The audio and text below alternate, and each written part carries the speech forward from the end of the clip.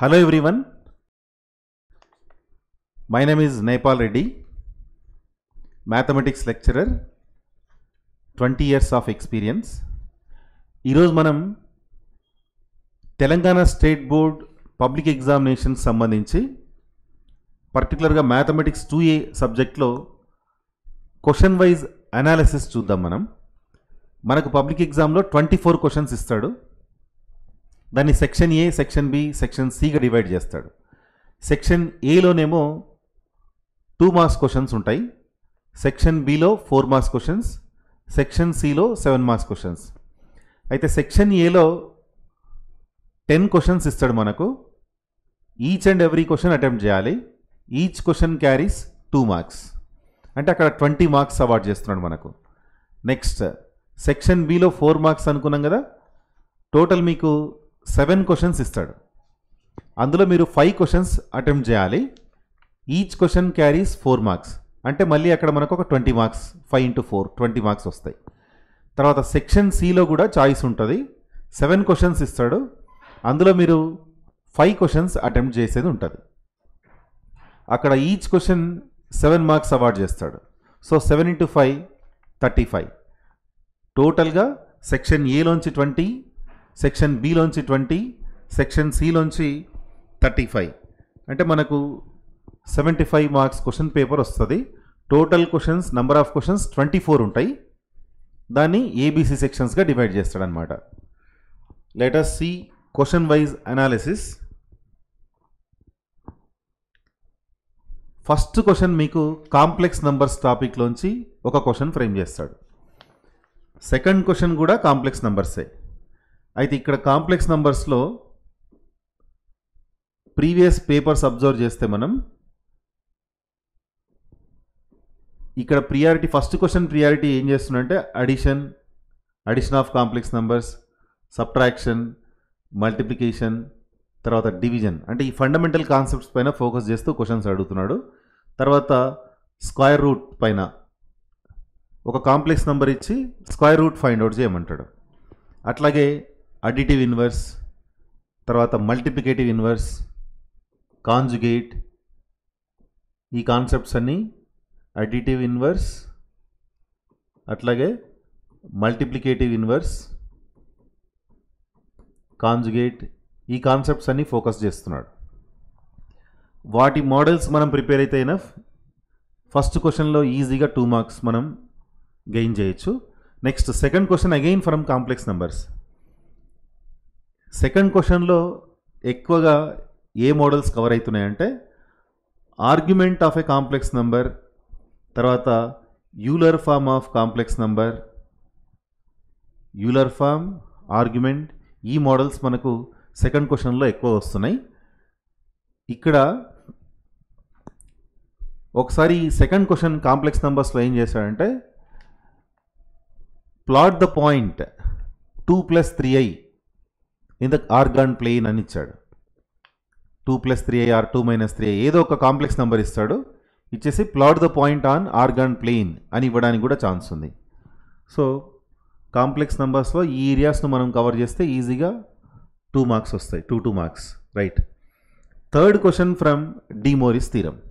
డిమోరిస్ theorem statement ఉంది కదా, cos θ + i sin θ whole power n = cos n θ + i sin n θ.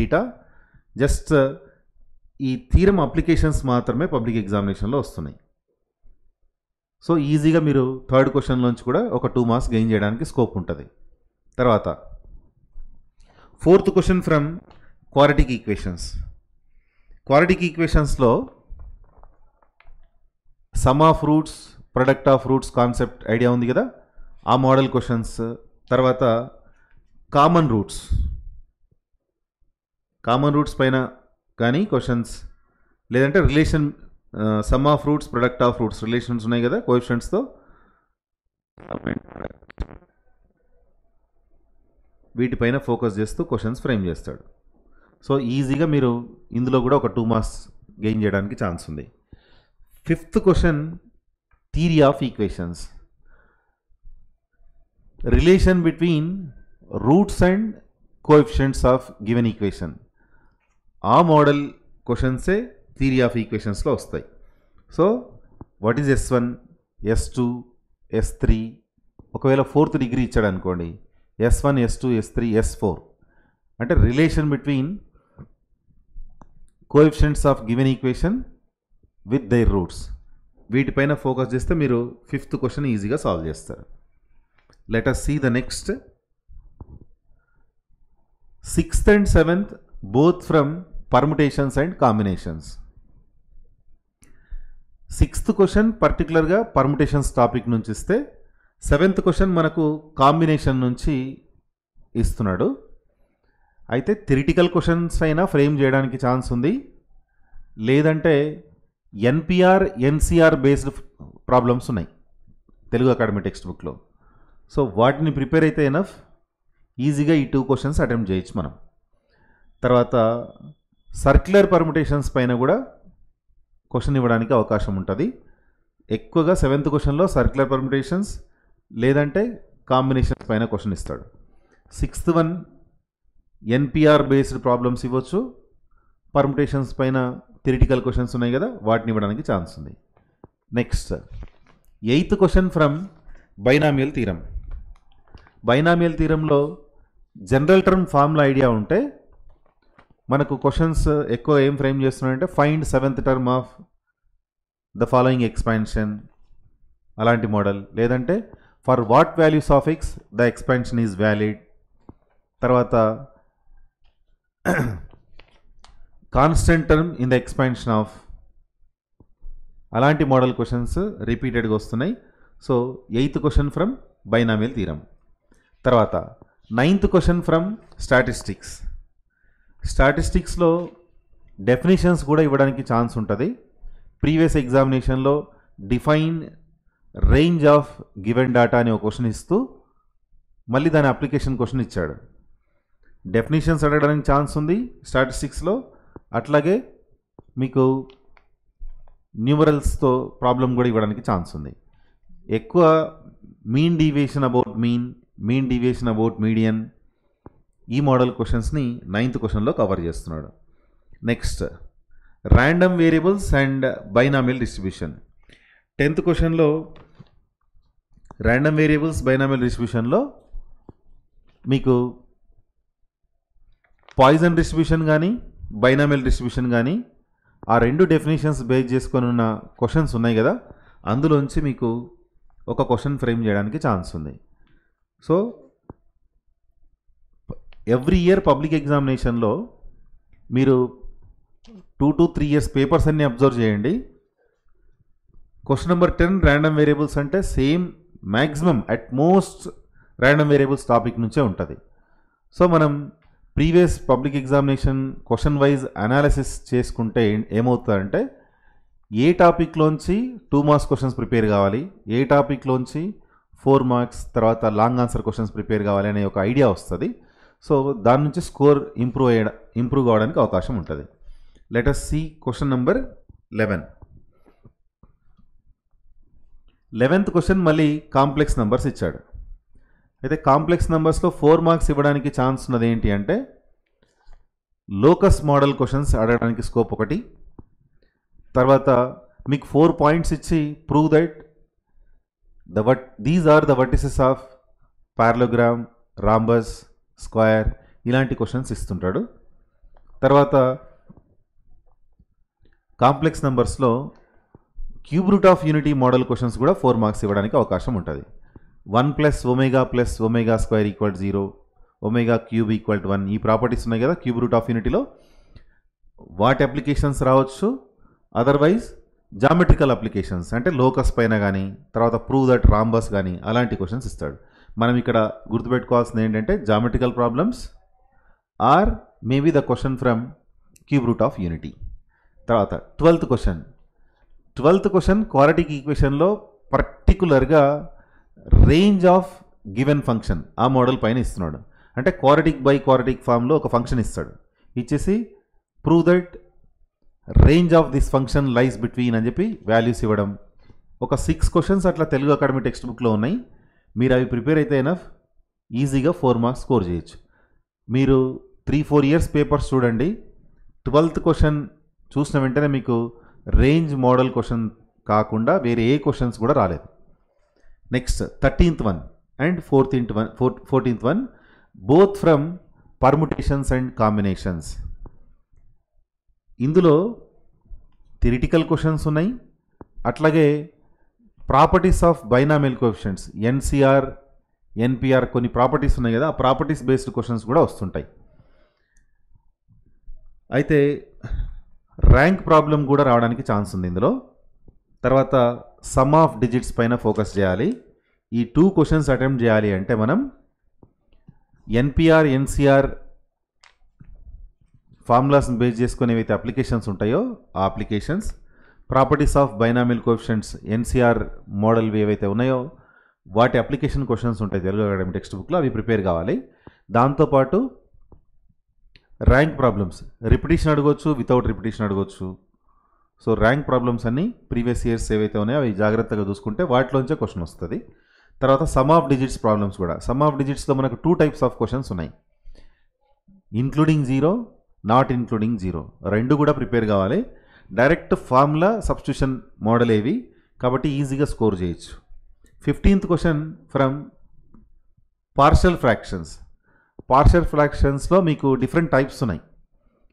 Partial fractions depending upon denominator value.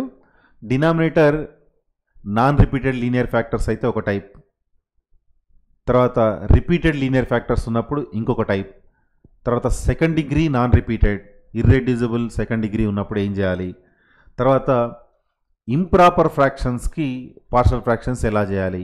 ఈ types అన్నీ మనం జాగ్రత్తగా question చూసిన వెంటనే ఐడెంటిఫై చేయగలిగితే పార్షల్ ఫ్రాక్షన్స్లోంచి ఈజీగా 4 మార్క్స్ స్కోర్ చేయొచ్చు. తర్వాత 16th and 17th questions mostly from probability.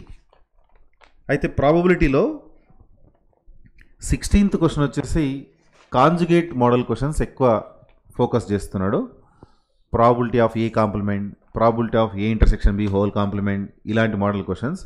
మీకు P of A P of B ఇస్తాడు, probability of A complement intersection B complement అడగవచ్చు. సో అంటే మీరు ఇక్కడ ఫోకస్ చేయాల్సింది ఏంటి అంటే అడిషన్ థీరం, అట్లాగే కాంజుగేట్ ఈవెంట్ పైన క్వశ్చన్స్ ఏవైతే ఉంటాయో వాటిని ఫోకస్ చేయాలి. తర్వాత 17th క్వశ్చన్ వచ్చేసి ఇండిపెండెంట్ ఈవెంట్స్ పైన మోడల్ క్వశ్చన్స్ ఉన్నాయి కదా, వాటిలోంచి కూడా క్వశ్చన్ ఫ్రేమ్ చేస్తాడు. 16th question 17th question. 16th ఏమో అడిషన్ థీరం మల్టిప్లికేషన్ థీరం ఉన్నాయి కదా వాటిపైన.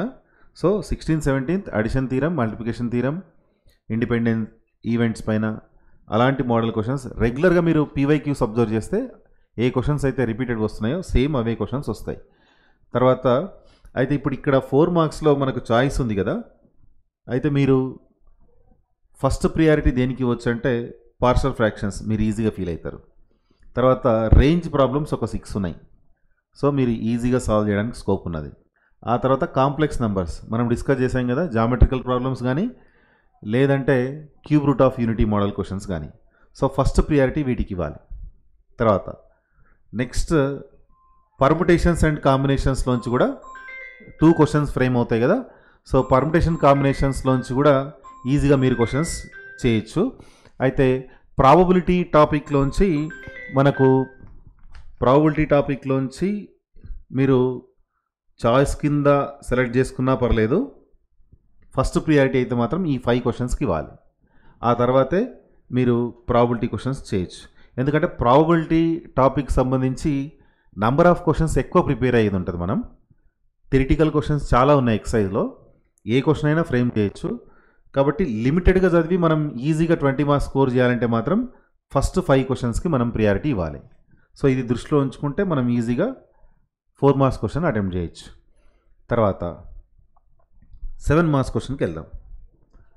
18th క్వశ్చన్ చూడండి. 18th question from De Moivre's theorem. De Moivre's థీరంలో మనకు long answer questions 18th question compulsory De Moivre's theorem టాపిక్లోంచే ఉంటుంది.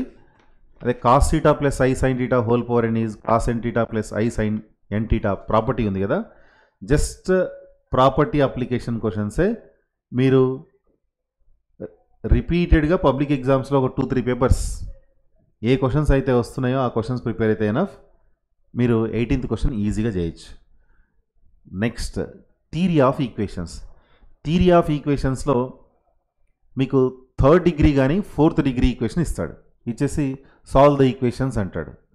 లేదంటే roots translate by 3 then find the new equation, ఇలాంటి మోడల్ క్వశ్చన్స్ అడగడానికి ఛాన్స్ ఉంది. తర్వాత if the roots are in AP, roots are in GP అని చెప్పి relation between coefficients and roots, ఆ మోడల్ క్వశ్చన్స్ మనకు థియరీ ఆఫ్ ఈక్వేషన్స్లో ఎక్కువ వస్తున్నాయి. బైనామియల్ థీరంలో 2 క్వశ్చన్స్ ఉన్నాయి కదా, నెక్స్ట్ 20 and 21. అయితే ఫస్ట్ 20th ఏదైతే ఉందో ఈ బైనామియల్ కోఎఫిషియంట్స్ ప్రాపర్టీస్ ఉన్నాయి కదా, ఈ ప్రాపర్టీస్ ఆఫ్ బైనామియల్ కోఎఫిషియంట్స్ వాటిపైన క్వశ్చన్స్ వస్తాయి. అయితే రిపీటెడ్గా పబ్లిక్ ఎగ్జామ్స్లో ఏవైతే వస్తున్నాయో అలాంటి మోడల్సే వస్తాయి. 21 వచ్చేసి మీకు సಮೇషన్ సిరీస్ మోడల్ క్వశ్చన్స్ ఉన్నాయి. అంటే 1+x⁴n మోడల్తో కంపేర్ చేస్తూ ప్రాబ్లమ్ సాల్వ్ చేసేవి. ఇవన్నీ ఒకే టైప్లో ఉంటాయి. 1+x⁴n ఎక్స్పాన్షన్తో కంపేర్ చేసే క్వశ్చన్స్ ఇవి.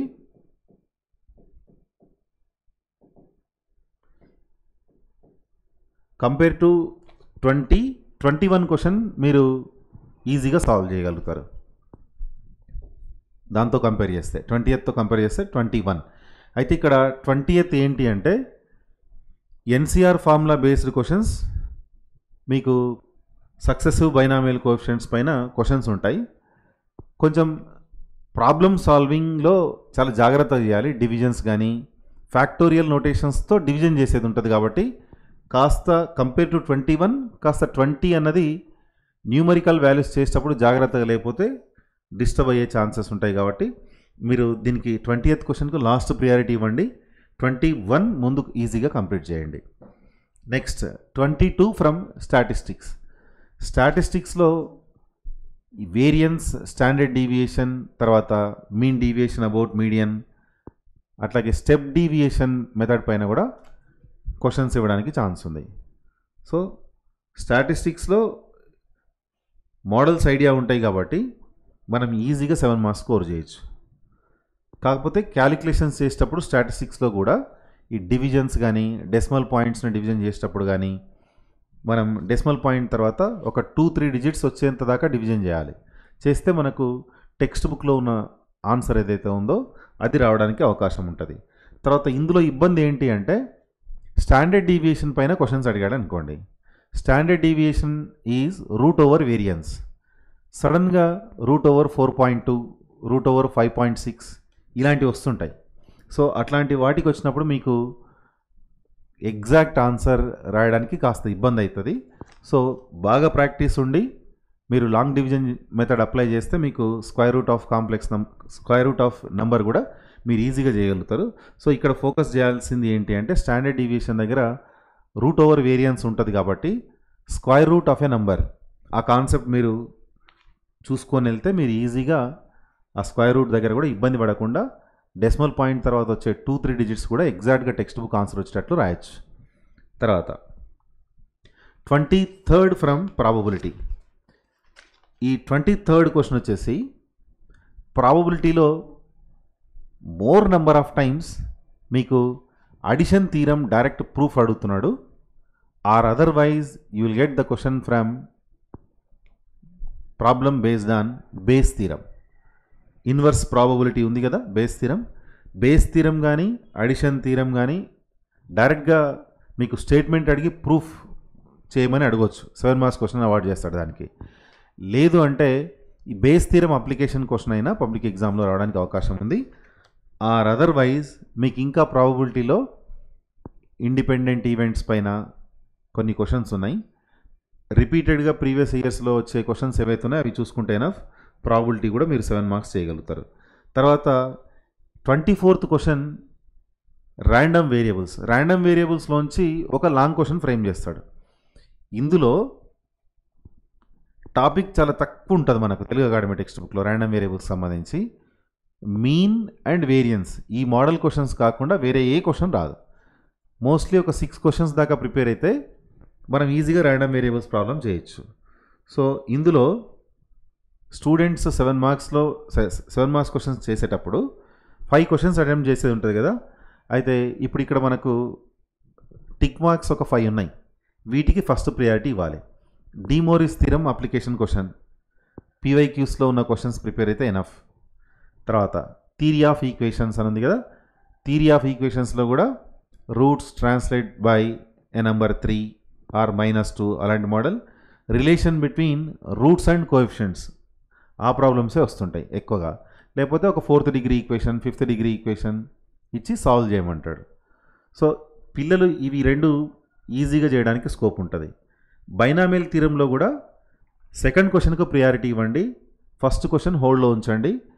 మీరు 5 క్వశ్చన్స్ కంప్లీట్ అయిన తర్వాత కావాలంటే ఇది ట్రై చేయండి. ఎందుకంటే చెప్పాను, మనం ఇంతకుముందే డిస్కస్ చేసాం కదా, బైనామియల్ కోఎఫిషియెంట్స్ ఏవైతే ఉంటాయో వాటి ప్రాపర్టీస్ బేస్డ్ క్వశ్చన్స్ ఉంటాయి, వాటి అప్లికేషన్స్ ఉంటాయి.